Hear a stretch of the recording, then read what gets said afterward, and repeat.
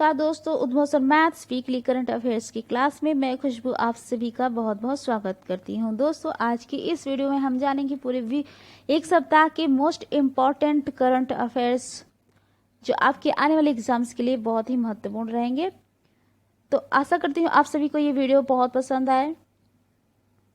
तो चलिए आज की इस पहली न्यूज़ की तरफ हम चलते हैं। आज की देखिए पहली न्यूज़ ये है कि किस देश ने हाइड्रोजन जलाकर ग्रीन स्टील का उत्पादन करने के लिए एक पायलट प्रोजेक्ट को शुरुआत की है। तो वो है स्वीडन देश। स्वीडन ने स्टील उत्पादन में शामिल कार्बन उत्सर्जन को कम करने के लिए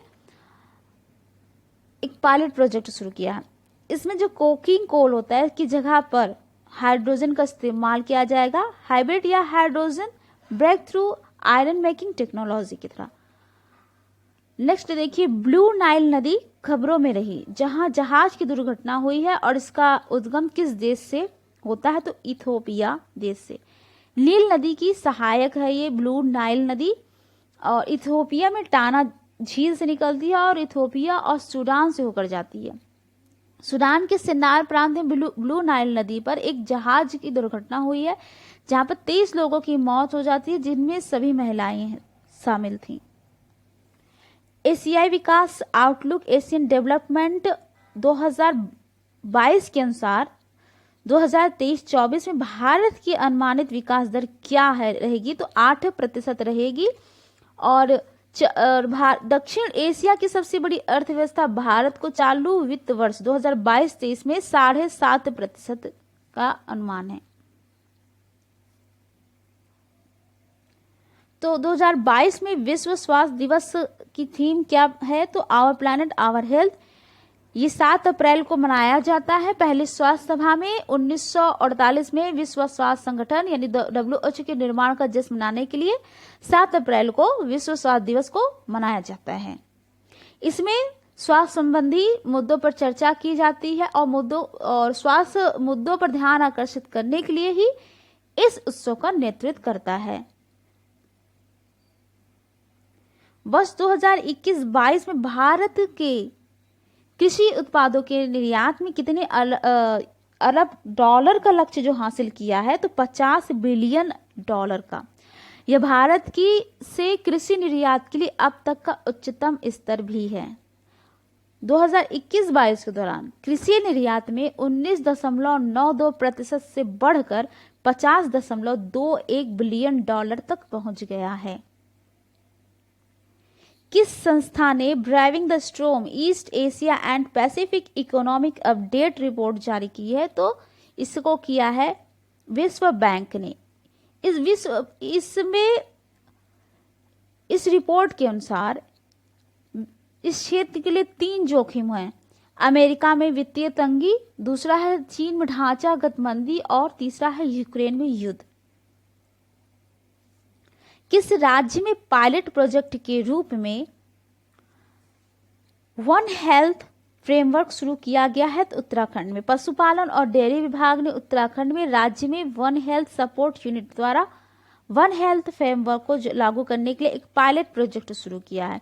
और इसका उद्देश्य क्या है? पायलट प्रोजेक्ट का कार्यान्वयन की सीख के आधार पर एक राष्ट्रीय एक स्वास्थ्य रोड मैप विकसित करना।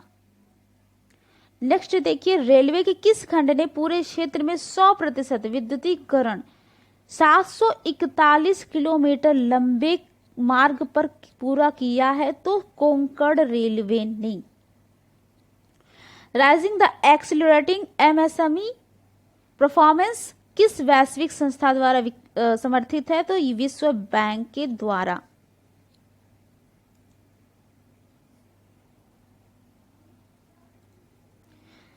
लोकसभा ने किस शहर के 3 नगर निगमों को एक इकाई में विलय करने के लिए एक विधेयक पारित किया है? तो दिल्ली। इस विधेयक के माध्यम से केंद्र ने एक विशेष अधिकारी नियुक्त करने का प्रस्ताव रखा है जो नए निगम की बैठक होने तक पार्षदों की निर्वाचित शाखा को कार्यों का निर्वहन करेगा। और इस बिल से एकीकृत निगम को और अधिक स्वायत्तता मिलने की उम्मीद की जा रही है। भारत के किस मुख्य न्यायाधीश ने डिजिटल प्लेटफॉर्म यानी फास्टर को लॉन्च किया है? First and secure transmission of electronic records. तो इसी को लॉन्च किया है भारत के न्यायाधीश एन.वी. रमण जी ने। इस जो मंच का उपयोग अदालत के अधिकारियों द्वारा एक सुरक्षित इलेक्ट्रॉनिक संचार चैनल के माध्यम से तत्काल पार्टियों को आदेश की ई प्रतियां भेजने के लिए किया जाएगा। इसमें न्यायालय के सभी प्रकार के आदेश शामिल हैं। न्यायाधीश एन.वी. रमण जी का पूरा नाम है नूतलपटी वेंकट रमण। किस नियामक संस्था ने मंथन नामक आईडीथॉन लॉन्च किया है? तो सेबी ने किया है। सेबी की जो चेयरपर्सन है माधवीपुरी बुच ने BSE, NSE, NSDL, CDSL, CAMS, link time और MSMCX सहित विभिन्न संस्थाओं के सहयोग से 6 सप्ताह तक चलने वाले आइडियाथन मंथन का शुभारंभ किया है। यह भारत में प्रतिभूति बाजार से संबंधित विचारों और नवीन समाधानों के एक सेट के निर्माण में सहायता करेगा। किस एशियाई देश ने आर्थिक संकट के विरोध के बीच देशव्यापी सार्वजनिक आपातकाल की घोषणा की है? तो श्रीलंका ने की थी। श्रीलंका के राष्ट्रपति कौन है? तो गोतबाया राजपक्षे ने श्रीलंका में सबसे खराब आर्थिक संकट के विरोध के बीच देशव्यापी सार्वजनिक आपातकाल की घोषणा की थी। राजपत्र अधिसूचना ने 1 अप्रैल से तत्काल प्रभाव से श्रीलंका में एक सार्वजनिक आपातकाल की घोषणा की, जिसमें निवासियों को ईंधन, रसोई गैस, कम आपूर्ति में आवश्यक वस्तुओं और लंबे समय तक बिजली कटौती का सामना करना पड़ रहा है। मेस आयनक साइट और बामियान के बुद्ध जो हाल ही में खबरों में रहे हैं, तो किस देश में स्थित है? तो ये अफगानिस्तान में स्थित है।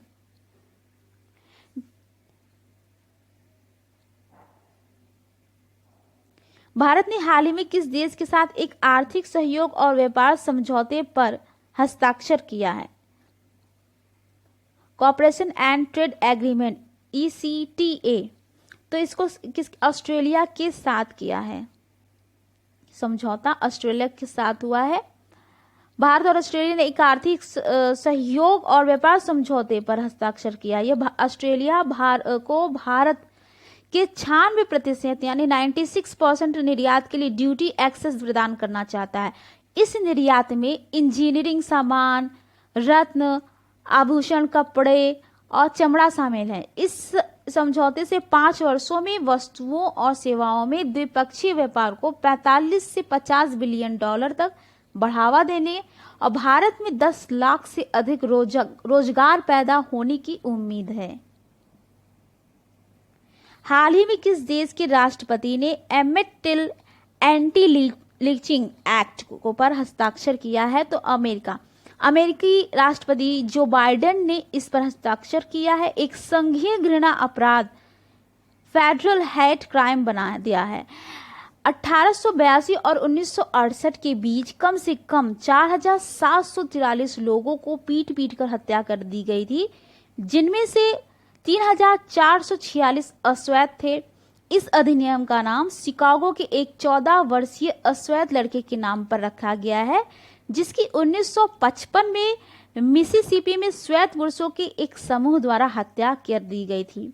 मॉब लिंचिंग किसको कहते हैं? जब भीड़ द्वारा किसी एक व्यक्ति को मार कर हत्या कर दी जाती है तो उसे बोलते हैं मॉब लिंचिंग। किस शहर ने global collaboration advance vaccinology training बैठक की मेजबानी की है? तो जिनेवा ने की है। इस बैठक में दुनिया भर में स्वास्थ्य कर्मियों के लिए एक बुनियादी वैक्सीनोलॉजी प्रशिक्षण मॉडल की आवश्यकता पर चर्चा की गई है और भारत का प्रतिनिधित्व राष्ट्रीय प्रतिरक्षा तकनीकी सलाहकार समूह NTAGI में कोविड-19 कार्यकारी समूह के प्रमुख डॉक्टर NK अरोड़ा ने किया है।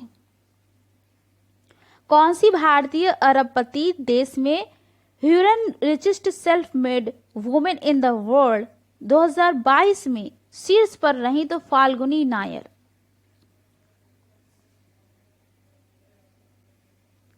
किस भारतीय राज्य ने जैव विविधता रणनीति और कार्य योजना विकसित करने के लिए WWF इंडिया के साथ एक समझौते पर हस्ताक्षर किया है? तो अरुणाचल प्रदेश ने किया है। राज्य मंत्रिमंडल ने पिछले साल Pakke tiger reserve 2047 declaration on climate change resilient and responsive Arunachal Pradesh को अपनाया था। WWF यानी world wide fund for nature, ये एक नॉन गवर्नमेंटल ऑर्गेनाइजेशन है। इसका हेडक्वार्टर ग्लैंड स्विट्जरलैंड में है। इसकी स्थापना 29 अप्रैल 1961 में मॉर्गस यानी स्विट्जरलैंड में की गई थी।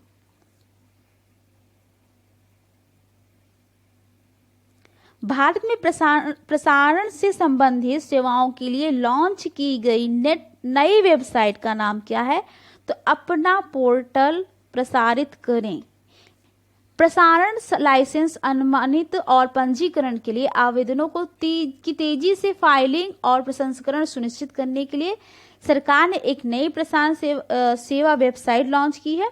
ब्रॉडकास्ट सेवा पोर्टल सैटेलाइट टीवी चैनलों, टेलीपोर्ट ऑपरेटरों, सामुदायिक रेडियो स्टेशनों और निजी यानी FM चैनलों की मदद करेगा। इसका उपयोग जो है एप्लीकेशन को ट्रैक करने, शुल्क की गणना करने और भुगतान करने के लिए भी किया जा सकता है। विक्टर ऑर्बन को किस देश के प्रधानमंत्री के रूप में चुना गया है? तो हंगरी, याद रखिएगा हंगरी के प्रधानमंत्री विक्टर ऑर्बन को लगातार चौथे कार्यकाल के लिए चुना गया है। ये 58 वर्षीय हैं, पुतिन के समर्थक नेता हैं, 2010 से देश का नेतृत्व कर रहे हैं।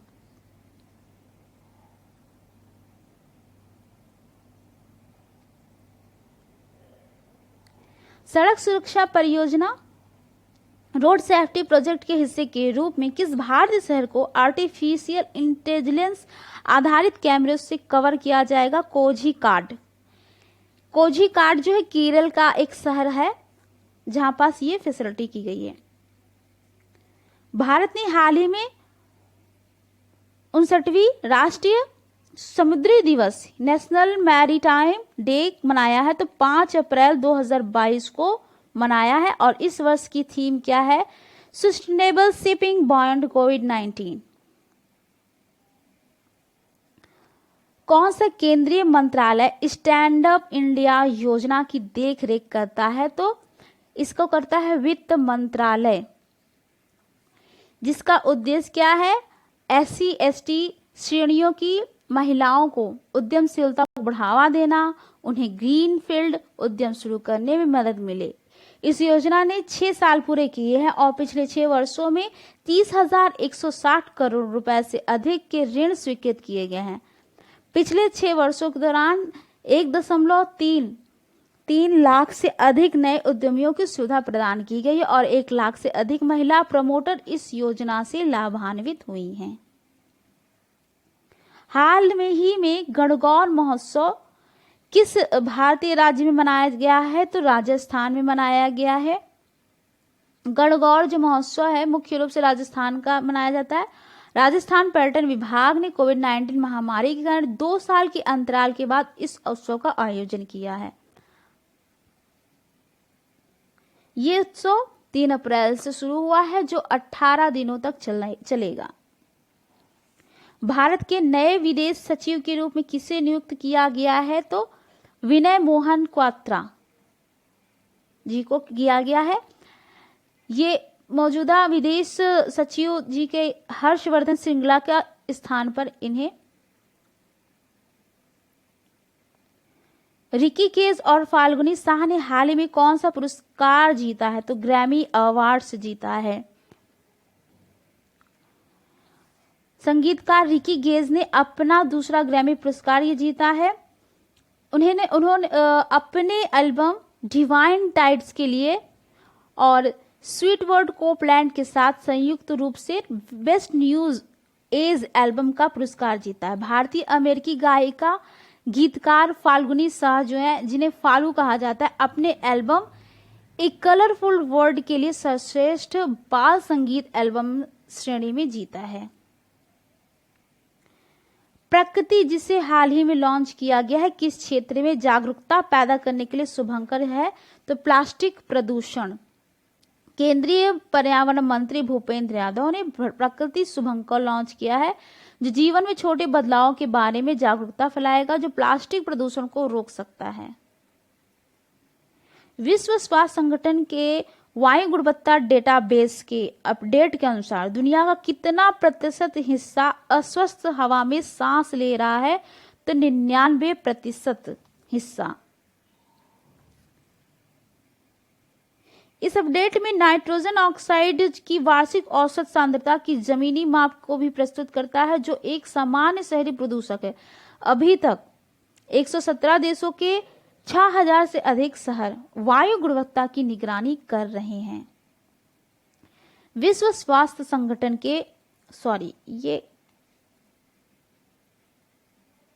नेक्स्ट देखिए, सेमीकंडक्टर मिशन का मार्गदर्शन करने वाली सलाहकार समिति के अध्यक्ष कौन है? तो अश्वनी वैष्णव जी हैं। इलेक्ट्रॉनिक्स और सूचना प्रौद्योगिकी मंत्रालय ने 76,000 करोड़ रुपए के सेमीकंडक्टर मिशन का मार्गदर्शन करने के लिए 17 सदस्यीय सलाहकार समिति का गठन किया है। इलेक्ट्रॉनिक्स और सूचना प्रौद्योगिकी मंत्री जो अश्वनी वैष्णव इस समिति के अध्यक्ष होंगे। अपनी इलेक्ट्रिक वाहन ईवी नीति में ई साइकिलों को शामिल करने वाला पहला राज्य या केंद्र शासित प्रदेश कौन सा है? तो नई दिल्ली। दिल्ली सरकार ने अपने इलेक्ट्रॉनिक वाहन ईवी नीति के तहत इलेक्ट्रिक साइकिल को शामिल किया है। घोषणा की है कि और पहले 10,000 खरीदारों को प्रत्येक को 5,500 की सब्सिडी देगा। इसमें यात्री और कार्गो ई साइकिल दोनों शामिल होंगे जिनकी गति जो होगी 25 किलोमीटर घंटा से होगी। बाह्य ग्रह केटू 2016 BLZ 005 LB जो हाल ही में खोजा गया है किस ग्रह का एक समान जुड़वा है? तो बृहस्पति का है।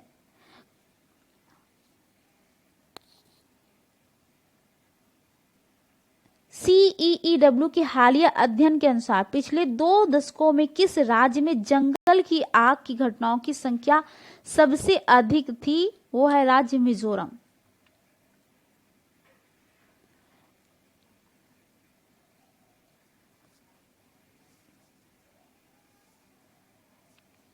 अप्रैल 2022 में हुई मौद्रिक नीति समिति की बैठक के बाद रेपो दर क्या रहेगा? 4%।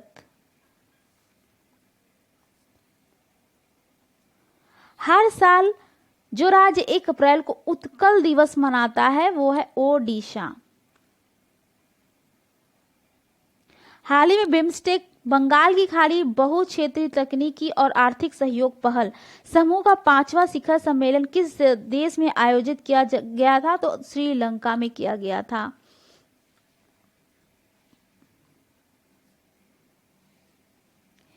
शिवालिक जीवाश्म उद्यान और स्ट्रोमेटोलाइट बेयरिंग डोलोमाइट बक्सा परफॉर्मेंस की चूना पत्थर सिक्किम में पहचान की गई है। ये भारतीय भूवैज्ञानिक सर्वेक्षण GSI के भारतीय हिमालयी क्षेत्रों में ही इन दोनों की पहचान की गई है, यानी भारतीय भूवैज्ञानिक सर्वेक्षण के द्वारा।